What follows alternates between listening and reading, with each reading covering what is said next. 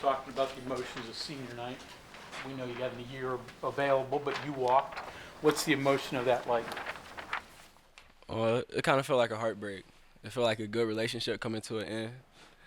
And, but, it's probably on to better things in life. So I maybe shed a tear or two, but I don't even know how to explain it, to be honest.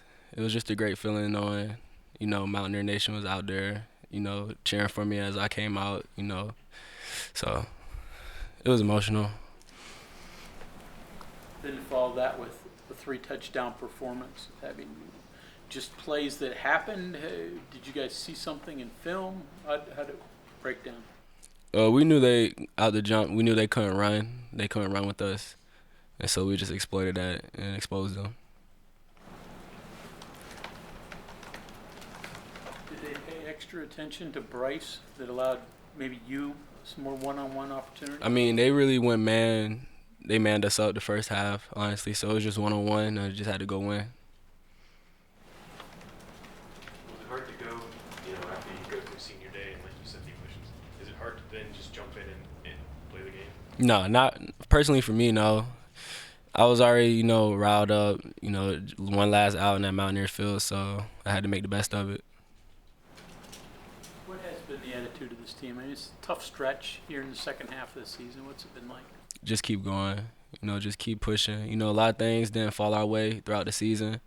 A lot of things our fault, a lot of things not our fault, but just keep fighting and keep pushing.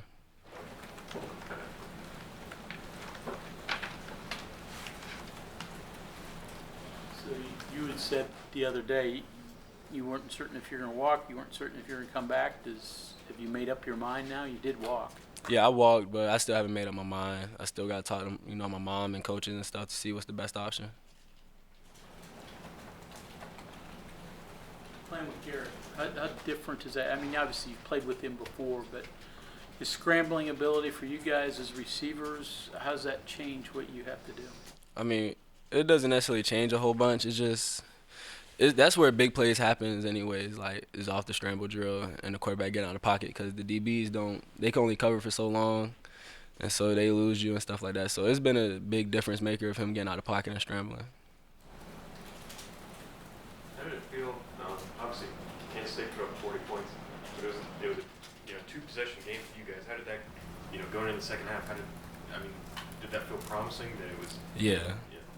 It did. We felt like we would come out second half, put up points, and, either tie the game up or take the lead.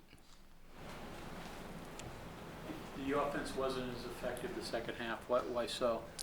Honestly, I can't answer that question. I really don't know what was going on, what happened.